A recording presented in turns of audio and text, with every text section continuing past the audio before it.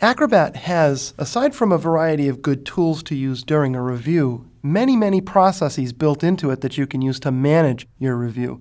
There are 3 of them that we'll consider in this lesson. They're really designed to streamline the process and make it easy for you to send a document out and then collect responses back without having to worry about to whom you sent the document, did they respond, etc., etc. But before we get started with that, we need to think a little bit about the process by which we're actually transmitting the document. We're essentially going to use email as a way to get the document into somebody else's hands. Therefore, when you build a document for this process, you need to consider, at least a little bit, the size of the file. When you build a file for a review, it's by necessity going to be a differently built file than if you were building it for final printing. Here's what I mean. I'm going to select Advanced, Print Production, Acrobat Distiller. In the distiller settings that you use for such a file, you're going to want to make sure that you compress the file to make it as small as possible. So I'm going to select Edit Adobe PDF Settings, and I'm going to choose Images. I've come here so that I can show you that the settings that I would use would include downsampling to 72 pixels per inch, and I would set for images above 72 pixels per inch. I would also compress the file using probably JPEG is good, but I might even use a low image quality setting. The result is going to be images in the file, such as this image here. Now let me move this to the side.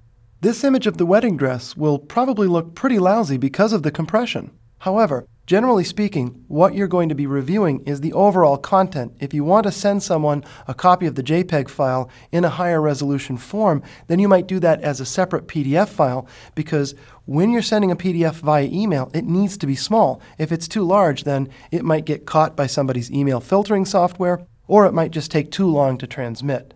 Generally speaking, the settings that you'll use are to compress and downsample. You also might choose to do things like use a compatibility setting that meets their needs, and do things like not embed thumbnails to make the file as small as possible.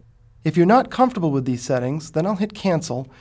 Acrobat has a smallest file size default setting built in that you can select and then choose Edit Adobe PDF Settings to see what Acrobat is doing with these settings to give you a nice small file. Now I'll select Cancel because it's often the case that you end up with a PDF file that you didn't build in the first place. And since you didn't build it, it might be too large. Fortunately, Acrobat has a great tool that will allow you to deal with this. It's found under the Document menu, and it's simply called Reduce File Size. When you select it, it will tell you that there are attachments that you might need to deal with. And this is another good catch from Acrobat, because a file that you send with attachments might be unnecessarily large. And so in that case, first I'll click OK and Cancel, and just jump over to the Attachments panel and remove them. All I need to do is click Delete, and that will remove the attachments. If the attachments themselves are PDF files, you're going to be better off to build those into their own review cycle, as opposed to sending them as attachments to this file that you're moving through a review cycle. Now I'll go ahead and close this, and we'll select Reduce File Size one more time.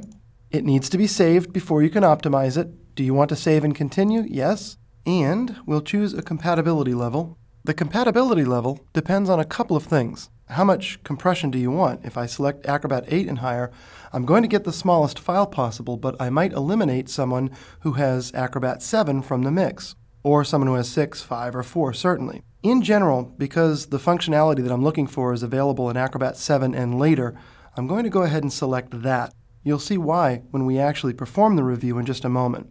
I'll click OK. Acrobat wants me to save the file. I'm going to throw this to the desktop so that I don't overwrite the high-resolution version of the file, because I may want to keep that for other purposes. So I'll click Save, and Acrobat has reprocessed the file, made it a little bit smaller, and I'm ready to begin the review process.